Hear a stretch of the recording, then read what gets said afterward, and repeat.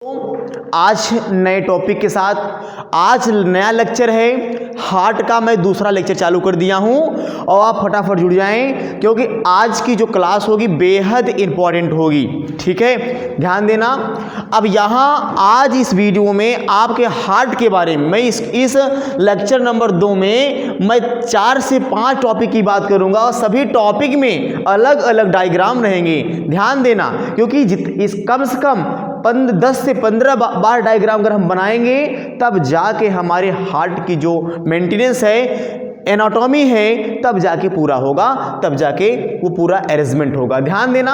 अब यहां हम चलते हैं लेक्चर नंबर 2।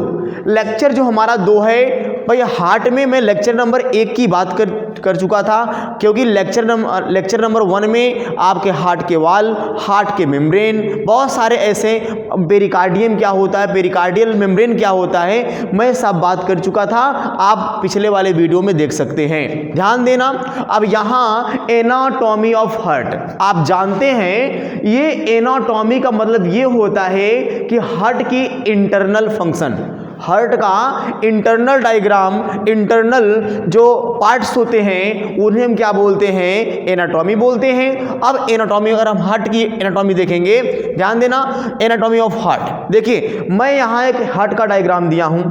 अब हार्ट के डायग्राम आप जानते हैं हमारे हार्ट में 2 एवरिकल ऊपर होता है और 2 वेंट्रिकल नीचे होता है। ध्यान दीजिएगा, 2 एवरिकल ऊपर होता है, 2 वेंट्रिकल नीचे होता है, जिसे हम बोलते हैं 2 अलिंद 2 निलय। ठीक है, इसलिए हम लोग कहते हैं कि भाई देखो, जो हम मैमल्स लोग हैं, मैमल्स के अंदर क्या होता है, 4 चैम्बर्ड हार्ट पाया जाता है। ठीक है, 4 चैम्बर्ड हार्ट पाया जाता है। यहां ध्यान दीजिएगा। अब यहां पे देखो, राइट एवरिकल और राइट वेंट्रिकल के बीच में कितने वाल्व होते हैं, 3 वाल्व होते हैं। इन्हें बोलते हैं ट्राइकॉस्फिड वाल्व। ध्यान दीजिएगा। अब यहां अगर हम बात करेंगे कि राइट एवरिकल और राइट वेंट्रिकल के बीच में हार्ट हमारा है, हार्ट यहां बटा हुआ है, हार्ट में आप देख रहे हैं ट्राइकॉस्फिड वाल्व। अब इसी ट्राइकॉस्फिड वाल्व को हम बोलते हैं एवी वाल्व।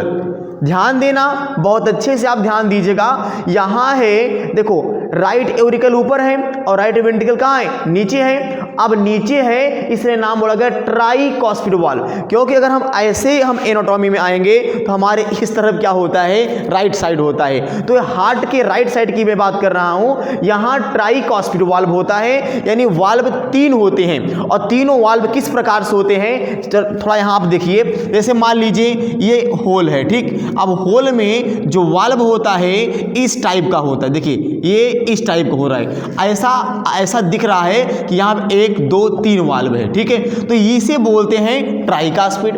और जो बाइकॉस्फिड होता है वो ऐसा होकर ये ऐसा होता है, इसे बोलते हैं बाइकॉस्फिड। समझ में आया? ध्यान दीजिएगा। अब यहाँ ट्राइकॉस्फिड वाल्व क्या होता है, यहाँ पे होता है, और बाइकॉस्फिड कहाँ होता है, यहाँ होता है। ध्यान दीजिएगा। अब जो ट्राइकॉस्फिड वाल्व होता है उसे अब यहाँ मैं ब्रैकेट में लिखा हूँ, right auricle, right ventricle, right auricle and right ventricle के बीच में क्या होता है, ट्राइकॉस्फिड वाल्व पाई जाती है। इतनी बात समझ में आया? अब इसको ही बोलते हैं ट्राइकॉस्फिड वाल्व का दूसरा नाम है राइट एवी वाल्व। क्यों बोलते हैं राइट एवी वाल्व? अभी तो आप लोग जानते थे कि मेरे शरीर में जो हार्ट होता है, हार्ट के अंदर ट्राइकॉस्फिड वाल्व यानी त्रिवली कपाट पाए जाते हैं। लेकिन आज आप नए भाषा में सीख जाएंगे, नई तीसरा नाम है उसका राइट एवी वाल्व या R AV valve. R AV valve क्यों बोला गया, क्योंकि राइट साइड में एवरिकल और वेंट्रिकल के बीच में शिफ्ट होती है, इसलिए इसका क्या नाम है, राइट एवी वाल्व। ध्यान दीजिएगा। आगे चलते हैं। अब देखो, अब यहां पे राइट एवी वाल्व हो गया। अब जरा इधर देखिए आप, इनके बीच में बाइकॉस्फिड वाल्व। अब मैं पिछले वाले टॉपिक में मैं बात कर चुका हूं कि ब्लड किधर जाना था, किधर आना था, तो मैं कैरी की मैं बात, सर्कुलेशन की मैं बात कर चुका हूं। अब यहाँ पे जो स्पेस है, यानी एवरिकल से वेंट्रिकल की तरफ, आप जानते हैं ब्लड, सारा ब्लड यहाँ आया, फिर यहाँ आया ब्लड, फिर हमारे लंग्स में गया, फिर यहाँ आया, फिर हमारे एवरिकल से कहाँ आया, फिर वेंट्रिकल में आया। इस प्रकार से हमारा जो ब्लड होता है सर्कुलेशन होता है, और एवरिकल में आने के बाद में पूरे एओर्टा के द्वारा with the help of aorta, ठीक है, तो एओर्टा के द्वारा पूरे बॉडी पार्ट में चली जाती है। ध्यान दीजिएगा। तो बाइकास्पिड वाल्व इसे बोलते हैं मिट्रल वाल्व। क्या बोलते हैं? Mitral valve, bicuspid valve. इसका जो डायग्रामिक देखेंगे इस प्रकार से होता है, इसे बोलते हैं बाइकास्पिड वाल्व, यानी द्विबलीय कपाट। बाइकास्पिड वाल्व अर्थात मिट्रल वाल्व, मिट्रल वाल्व, क्योंकि बहुत ही ज़्यादा प्रेशर चलता है मिट्रल वाल्व, क्योंकि इसमें जो ब्लड होता है ना प्योर होता है। तो मिट्रल वाल्व लेफ्ट एवरिकल, इस तरफ लेफ्ट एवरिकल और लेफ्ट वेंट्रिकल के बीच में होता है, ठीक है, यहाँ पर होता है। इसे बोलते हैं मिट्रल वाल्व, या इसे बोलते हैं LAV वाल्व। जिस प्रकार से उसे मैं बोलता है क्या RAV वाल्व, इस प्रकार से मैं इसे क्या बोलता हूँ LAV वाल्व, यानी लेफ्ट एवरिकल वेंट्रिकल वाल्व। ठीक, ध्यान देना। अब यहां पे ध्यान देना, अब यहां हार्ट के बीच में जो वाल्व को बांधकर, भाई देखो यहां एक मसल है, आप देख रहे हैं ना, यहां एक मसल्स हैं, तो ये एक विशेष प्रकार की मसल होती है, मसल। अच्छा, ये क्यों यहां लगाया गया? यहां नेचर ने मसल क्यों दिया? मैं 11th में इस चैप्टर है, लेकिन इतनी गहराई में नहीं है कि आप सारी बात जान पाओ, ठीक। और मैं आप यहां एक गहराई में बात कर रहा हूं, तो जरा ध्यान दीजिएगा।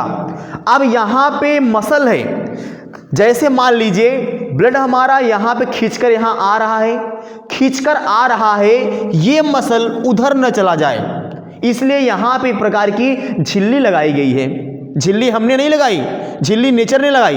अब यहां पे एक झिल्ली लगाई गई है। अब देखो सारा ब्लड देखो, अब यहां इसलिए लगाया गया, इसका नाम पहले सुन लो, पैपिलरी मसल। क्या नाम है? पैपिलरी मसल, पैपिलरी मसल है, ठीक है, पैपिलरी मसल है। अब यहाँ एक मतलब कि पतला सा होता है, एक झिल्ली नुमा होता है, ऐसे ऐसे ऐसे, इसमें भी ऐसा होता है, ठीक है, यहाँ से कनेक्ट होता है, ठीक है, पैपिलरी मसल। अगला डायग्राम मैं आपको बताऊंगा। पैपिलरी मसल ये सबसे लंबी मसल होती है, लंबी मसल होती है। अगर पूछा जाए हार्ट की सबसे लॉन्ग मसल का नाम बताओ, तो क्या नाम लिखोगे? Papillary muscle.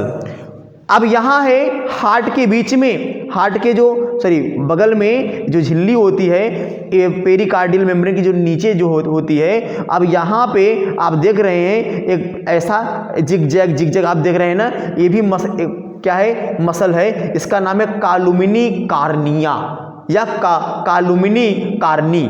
कालुमिनी कार्नी मसल है, ये स्मॉल मसल है, ये स्मॉल मसल है जो कि ब्लड को धक्का देती है ऊपर जाने के लिए, लंग्स में जाने के लिए। और ये मसल, भाई देखो ब्लड इधर से आ रहा है, ब्लड इधर से आ रहा है। आप जानते हैं अगर ब्लड इधर से आ रहा है, जा रहा है ब्लड कहाँ? एवरिकल से वेंट्रिकल में जा रहा है, एवरिकल से वेंट्रिकल में जा रहा है। अब एवरिकल से ब्लड वेंट्रिकल में जा रहा है। आप जरा ये बताओ, अगर ये मसल ना होता तो शायद ये वाला यहां जाके चिपक सकता था, ठीक, या इधर से ब्लड आ रहा है ताकि ये मसल उधर न चली जाए, उधर न चली जाए ऊपर साइड, इसलिए इसका नाम क्या है? पैपिलरी मसल है। और यहाँ नीचे क्या है? कार्नी मसल है। ये दोनों को हम बोलते हैं wall of ventricle, wall of ventricle, यानी वेंट्रिकल की जो वॉल होती है उस पे दो प्रकार की मसल होती है। एक लार्ज मसल होती है, स्मॉल मसल होती है। लार्ज मसल का नाम है पैपिलरी मसल और स्मॉल मसल का नाम है columnae carneae, a wall of ventricle, ये जो कि वॉल ऑफ वेंट्रिकल में पाई जाती है। इतनी बात आप सीख गए होंगे। चलिए यहां चलते हैं। अब यहां है एक मसल, यहां पर भी है, उसका नाम है Cardy टेंडिनी।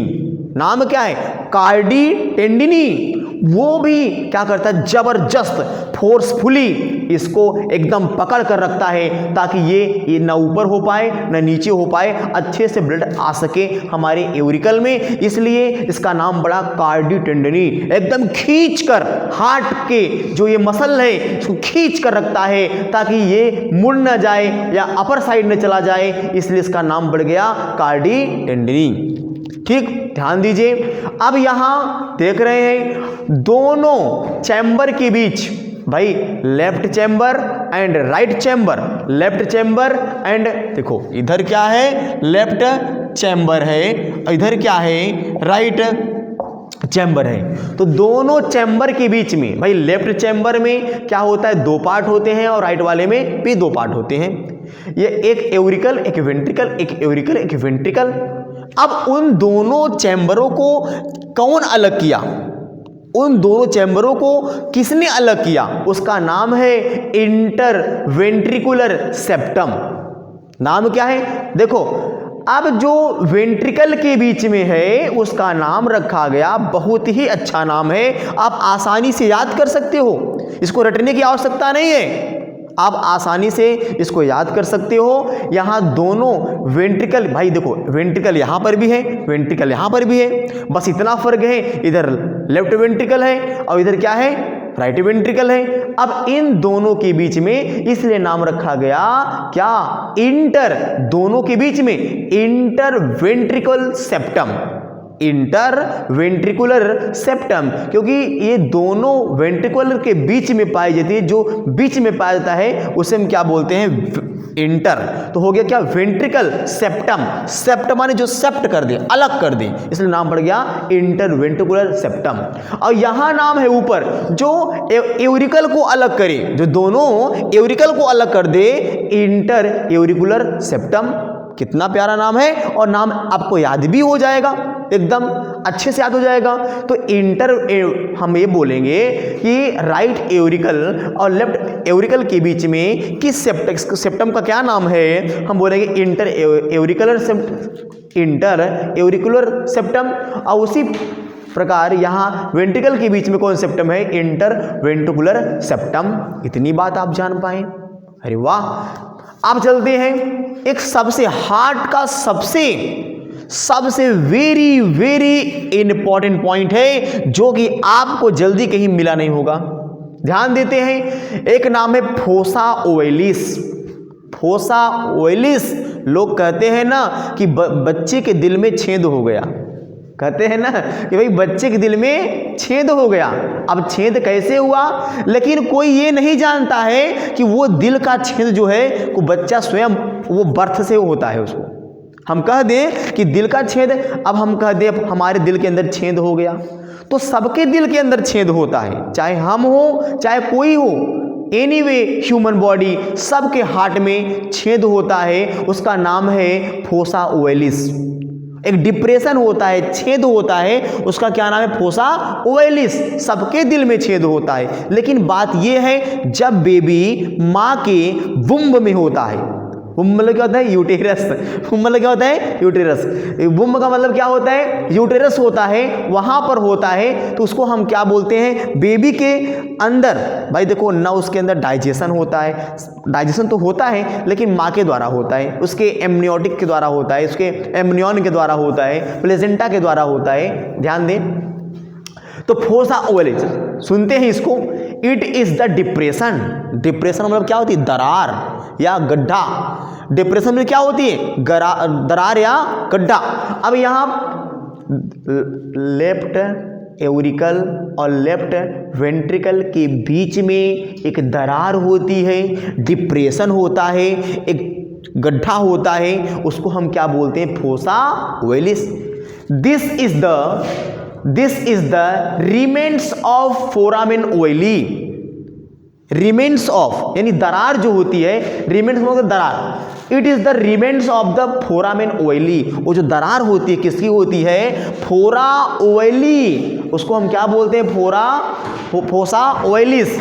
During embryonic developments, embryonic development, ध्यान दें, एम्ब्रियोनिक डेवलपमेंट, वो एम्ब्रियोनिक डेवलपमेंट यानी जो भ्रूण होता है, जो बच्चा होता है, जब वो डेवलपमेंट करता है अपने बॉडी के अंदर, जब उसकी बॉडी डेवलपमेंट करती है तो उसी के अंदर ये क्या होता है, डिप्रेशन पाया जाता है। क्योंकि मैं आपके अगले वाले डायग्राम में मैं आपको बताऊंगा कि यहाँ राइट एवरिकल और राइट वेंट्रिकल के बीच में, राइट एवरिकल और लेफ्ट एवरिकल के बीच में एक पतली सी इसी में से एक पाइप जाती है, पतली इसी में से पाइप जाती है। क्योंकि उस समय जब बेबी का बर्थ नहीं हुआ रहता है, जब माँ के यूटेरस में होता है तो उसको मिक्स ब्लड सीधा जाता है, इसलिए डिप्रेशन रखा गया। डिप्रेशन है तो जब बेबी को जन्म होने से पहले ये डिप्रेशन बंद होना पड़ता है, तब जाके